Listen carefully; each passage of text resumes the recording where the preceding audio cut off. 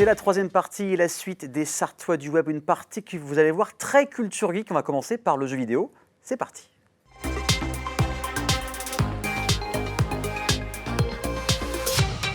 Le retour des folles histoires jeux vidéo de Fury, comment vas-tu? Ça va bien, toujours un plaisir d'être là. Donc tu vas nous parler aujourd'hui d'abord d'une anecdote et Yes. ensuite des consoles qui n'ont pas portables qui n'ont pas vraiment fonctionné. Mais juste avant, je te présente David Robert. Salut David, comment vas-tu? Ça va très bien, merci de m'avoir invité. Avec plaisir, on parlera de jeux de rôle tout à l'heure, mais dans un premier temps, un jeu très très connu qui a bien marché. Hein. Exactement, c'est l'inverse des consoles Oui, que voilà, je c'est vais ça. présenter aujourd'hui. Ouais. On va parler de GTA V parce que c'est l'année de ses 10 ans. Hein, Oui. Il va fêter ses 10 ans en Ah oui, septembre. déjà, c'est vrai. 10 ans. 2013, ouais. oui, c'est vrai. Ouais. Et on entend beaucoup parler de GTA 6 qui est du coup est très attendu. On attend le trailer d'ailleurs avec impatience. Et GTA V, la petite anecdote, c'est sur sa sortie puisqu'il a battu de nombreux records du monde. Notamment le chiffre d'affaires, hein, le nombre de ventes, il a fait plus de 800 millions de dollars le jour de sa sortie Ok. de chiffre de vente. Et il a atteint le milliard de dollars en 3 jours. Et ce qui est impressionnant, c'est que c'est le produit culturel qui a généré le plus de chiffre d'affaires en si peu de temps. Parce que si on compare à des films, des blockbusters comme Avatar, qui a eu Oui. un gros succès, Quand même, Avatar, ouais. il a mis 17 jours à faire Oui, et là c'est le milliard. 3 Et jours là, hein, c'est pour 3 un jours. milliard. Hein. Ouais, 3 jours pour un C'est milliard. impressionnant.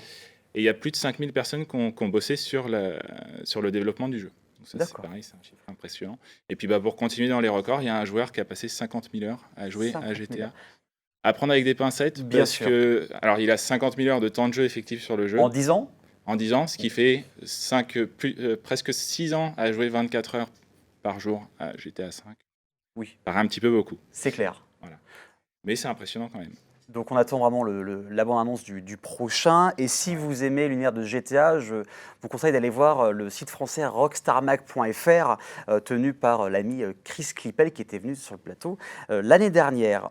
Mais maintenant tout l'inverse, ce sont les consoles portables qui ont été des flops, Ouais, alors, bon, peut-être pas des flops, mais qui ont moins marché que les autres. Hein. Ouais, qui ont moins marché que ce qu'elles auraient pu. Moins que les concurrentes, par exemple. Donc, on va commencer par la Lynx. Voilà, donc il y a une C'est une grosse machine. grosse bête. Hein. Alors, celle-ci, c'est le modèle 2 en plus, donc qui est plus petit que c'est le modèle Lite, on va dire. D'accord, donc de c'est petite Atari ça taille. qui fait ça. C'est Atari, donc une société américaine qui a développé l'Atari Lynx. Donc c'est une console qui sort en 89, donc en même temps à peu près que la Game Boy. Game Boy qui a eu la console Tout l'inverse. portable de chez Nintendo qui a eu un très gros succès. La Lynx, on estime qu'il y a eu 6 millions d'unités vendues péniblement, alors que toutes les Game Boy confondues, on atteint 120 millions d'unités. Ah Donc oui, on n'est pas une petite différence. on n'est pas sur le même ratio. Ouais. Et c'est une console en fait qui était peut-être un petit peu trop en avance sur son temps parce qu'elle avait notamment un écran couleur rétroéclairé. Alors que la Game Boy était monochrome et non rétroéclairée, mais elle était quasiment 3 fois moins chère.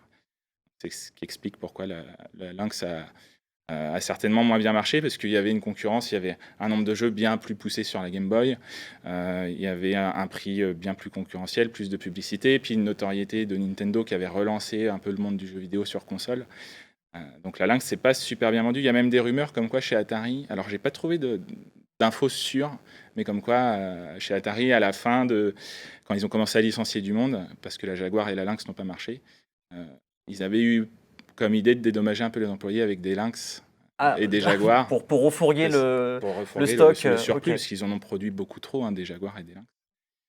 Mais c'est une console qui vit encore aujourd'hui, donc c'est pour ça que j'en parle, parce qu'il y a des homebrew qui sortent dessus, comme sur Mega Drive, etc. Et puis il y a même des stocks de jeux neufs de l'époque, mais qui sont encore dispo aujourd'hui. Et voilà, c'est une grosse machine, mais qui avait des superbes caractéristiques Donc, techniques. trop en avance sur son temps Ouais, et sûrement. sortait la même année que la Game Boy, donc ça fait quand même ça fait beaucoup. Ouais, puis après, elle a eu la concurrence de la Game Gear, de chez Sega. Ouais, donc etc.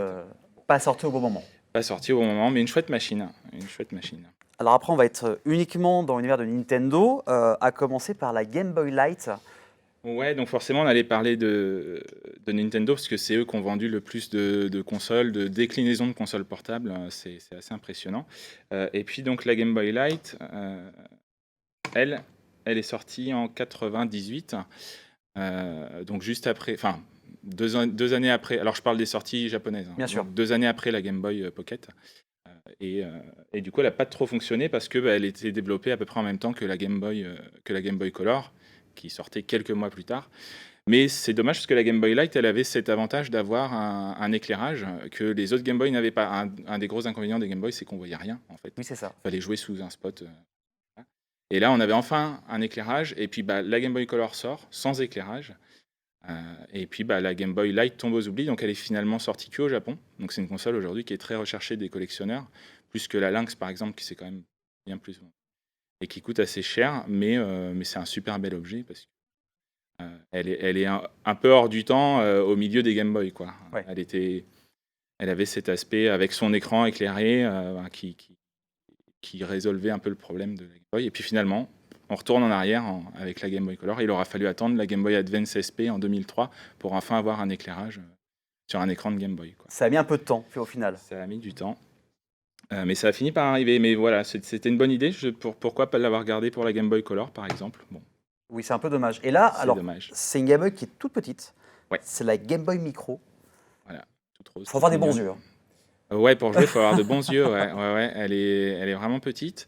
C'est une des raisons pour lesquelles elle n'a pas fonctionné, mais c'est aussi parce qu'elle est sortie après la nouvelle génération, qui était la DS à l'époque.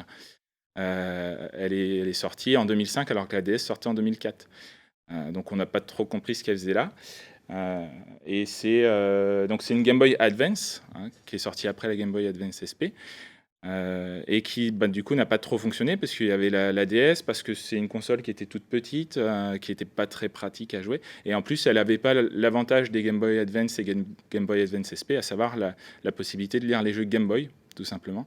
On ne pouvait plus rentrer de jeux Game Boy dedans, donc elle n'était pas chère, voilà. Elle n'était pas chère, c'était son gros avantage, mais elle est sortie totalement en retard. Alors, je sais pas vraiment pourquoi, niveau On n'a pas stratégie, d'explication mais pourquoi, au niveau de la stratégie commerciale, ils ont fait ça juste après la DS. j'ai pas trouvé d'infos là-dessus, mais ouais, c'était pour faire une Game Boy pas chère, quoi. Oui, voilà. Mais trop petite. Mais bon, c'est ouais, trop petite, ouais, beaucoup trop petite. Mais c'est quand même vendu à 2,5 millions d'exemplaires. C'est pas catastrophique, mais pour une Game Boy, Oui. c'est très très faible comme chiffre de vente. Rappelle-nous, la Game Boy normale, elle s'est vendue à quoi? 120 millions d'exemplaires, Alors, ça? Avec, c'est toutes les Game Boy. Toutes les Game- ok, ça Ouais, marche. ouais, 120 millions. Donc Ok. la Game Boy, la toute première, j'ai pas de chiffres fiables, mais c'est bien supérieur à la Game Boy Micro. Et ben, en tout cas, merci pour ces infos sur les consoles portables qui ont moins fonctionné que les autres. On va rester dans la culture geek en parlant de jeux de rôle. C'est parti.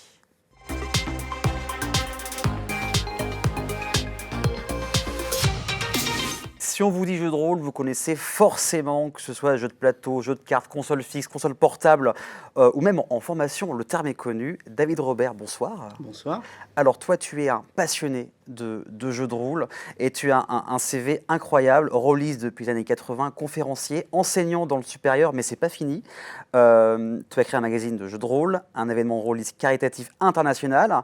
Tu as créé Campus Rennes devenu Célab. Tu dors quand? Je dors pas beaucoup. D'accord, j'ai bien le même secret. C'est venu comment cette passion pour le jeu de rôle? Eh bien, en fait, c'était au début des années 80. Ok, Et un jour, ma grand-mère m'a ramené ce qu'on appelle la mythique boîte rouge de Donjons et Dragons, qui est le premier des jeux de rôle, qui est sorti en 1974. On va bientôt fêter les 50 ans. Je suis en train de travailler à préparer les 50 ans du jeu de rôle en France. d'accord. Et puis voilà, je me suis pris de passion pour le jeu de rôle. Je ne comprenais pas vraiment comment ça fonctionnait à cette époque-là, j'étais petit. Et puis, de fil en aiguille, eh bien, je me suis retrouvé à créer un club de jeux de rôle, à créer des fanzines. Et puis, un jour, eh bien, je suis devenu président de la Fédération française de jeux de rôle. C'était entre 2017 et 2021. Donc, voilà, une passion, c'est devenu ton quotidien finalement. Et une partie de mon activité Et en professionnelle. plus, parce que le jeu de rôle, on peut utiliser, c'est multifacette Oui. finalement. Je parlais des formations parce que moi j'ai des souvenirs quand j'étais en BTS où on se faisait des jeux de rôle, le client et le vendeur. Comment on peut utiliser dans le management par exemple le jeu de rôle? Alors, dans le cadre managérial, il s'agit de travailler sur un des avantages du jeu de rôle, c'est que le jeu de rôle met à distance. D'accord. Le jeu de rôle travaille sur la distance qu'il y a entre la personne et le personnage. Et cette mise à distance, ça a des avantages en tant qu'accélérateur d'apprentissage. En termes de neuroergonomie, on va mieux retenir. Et puis ça a des avantages aussi pour décomplexer, pour dédramatiser. D'accord, Parce que c'est le personnage qui agit, ce n'est pas la personne. Il y d'accord. a une mise à distance qui libère. Tout simplement. Et tu m'as aussi dit en amont qu'il y avait aussi par rapport au développement personnel. Oui. Pareil, on joue un rôle, donc on prend du recul, c'est ça? Oui, et puis on peut se considérer soi-même comme un personnage. Dans le cadre de ce qu'on appelle de nos jours la gamification, eh bien, on va essayer de monter en niveau. Dans les jeux de rôle, il y a beaucoup de jeux de rôle où il y a un principe de montée de niveau, comme dans les jeux vidéo Bien d'ailleurs. sûr. Hein.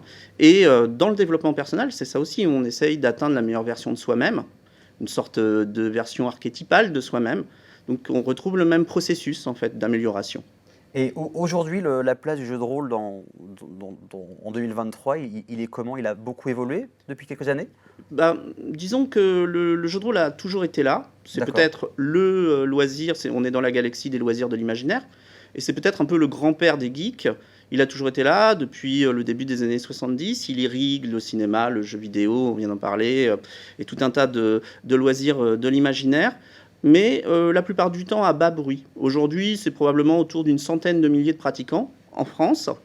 Pour la version classique, c'est-à-dire autour d'une table avec des dés, des livres de jeu, des écrans, etc. La version qu'on appelle tabletop en anglais. Mais c'est une famille nombreuse. Il y a aussi le jeu de rôle grandeur nature, D'accord. qui est le frère finalement du jeu de rôle sur table. Et là, on va jouer dans des sites historiques ou naturels, en costume historique ou imaginaire, etc. On va jouer en personne, si j'ose dire, en tout cas en se déplaçant, en agissant directement. Voilà. Et puis, il peut y avoir d'autres versions de jeux de rôle, comme les murder parties, Oui. les soirées enquête, les escape games, qui peuvent être aussi un peu rôlifiés. Oui, j'allais dire, souvent quand on fait un escape game, on est pris avec le décor dans l'histoire, dans le Oui, personnage. bien Hein. sûr, oui. Et alors, c'est court, Oui, hein, bien sûr. c'est une expérience courte, mais intense, et qui va laisser des souvenirs. Parce que la capacité peut-être la plus intéressante du jeu de rôle, c'est ce qu'on appelle dans le jargon d'analyse la suspension temporaire d'incrédulité, c'est-à-dire qu'on se prend au jeu. D'accord. D'un seul coup, on est dans l'univers du jeu et on focalise sur l'action qui est décrite, qui est contée, qui est racontée. Et ça permet une immersion qui est très forte et une expérience qui crée des souvenirs, même si on n'a pas réellement accompli les actions qui ont été racontées, on en a des souvenirs qui sont réels. Puisque dans l'imaginaire, il n'y a pas de différence entre un souvenir imaginaire et un souvenir réel. Je trouve ça incroyable. Fury, toi, tu fais un peu de jeu de rôle ou pas encore? Il y a le jeu vidéo déjà, ça prend pas mal de place. Ouais, Et le temps. ça prend de la place, oui, plus de place que de temps au final. Non, j'ai pas eu enfin, si, un petit peu, mais pas de manière. J'aimerais beaucoup, mais Et ben maintenant qu'on s'est rencontrés, ça va être l'occasion d'essayer. complètement, Et bah, ouais, avec et bah, grand plaisir. Et ben voilà, Bah, est-ce c'est que... parti, on y va? Bah, c'est parti, hein, on va faire une émission spéciale jeu de rôle sur LMTV, ça, pourquoi pas? Excellente idée. En termes, voilà, tu parlais que maintenant ça correspond aussi à ton travail. Oui. Tu peux nous en dire plus par rapport à la place du jeu de rôle dans ton activité? Oui, alors dans la gentille présentation que tu as faite, effectivement, tu disais que je travaille dans l'enseignement supérieur. Et dans l'enseignement supérieur, il y a maintenant une tendance, depuis une petite dizaine d'années, à aller vers la gamification ou la ludification, on dit plutôt la ludification, pour donner alors, un aspect un peu sympathique et un peu novateur aux enseignements, mais aussi pour bénéficier de ces avantages dont je parlais, la mise à distance, l'accélération des apprentissages, tout un tas de choses. Et les écoles et puis les universités, les écoles supérieures se sont mises à la ludification. Et moi, j'interviens comme formateur. Ok. Hein, j'interviens par exemple à Angers dans un master 2 qui est un master gamification, spécifiquement dédié au jeu, ou bien comme consultant pour des chefs d'entreprise qui souhaiteraient proposer une formation à leurs salariés qui soit ludifiée, gamifiée, pour des associations, pour des centres culturels, etc. J'ai travaillé par le passé, par exemple, avec la Bibliothèque nationale de France, qui avait souhaité ludifier et relifier ses expositions, quand le thème s'y prête. L'exposition sur le roi Arthur, sur les pirates, l'exposition sur le Seigneur des Anneaux, plus récemment, c'était juste avant le confinement. D'accord. Quand le thème s'y prête, on peut relifier, et ça permet une médiation en fait culturelle, ça permet de rendre interactif. Oui, pour en immersion directement. Et voilà, et de jouer sur cette immersion. Ah, j'imagine le monde de Tolkien, ça va être assez sympa. Mm. Est-ce qu'il y a des projets qui vont arriver cette année? Alors, comme chaque année depuis 2020, il va y avoir une nouvelle édition du Roll Event, Ok. qui est l'événement caritatif que j'ai créé il y a 3 ans de ça. Donc, événement caritatif de la francophonie. Ça se déroule en ligne. Et il s'agit de récolter des dons au bénéfice d'associations qui travaillent avec les enfants hospitalisés, en milieu D'accord. hospitalier. Donc en France, c'est les Blues Roses, en Belgique, c'est Opiclown, au Luxembourg, c'est Lille au Clown, etc. Et eh bien, on propose du jeu de rôle pendant 48 heures en général.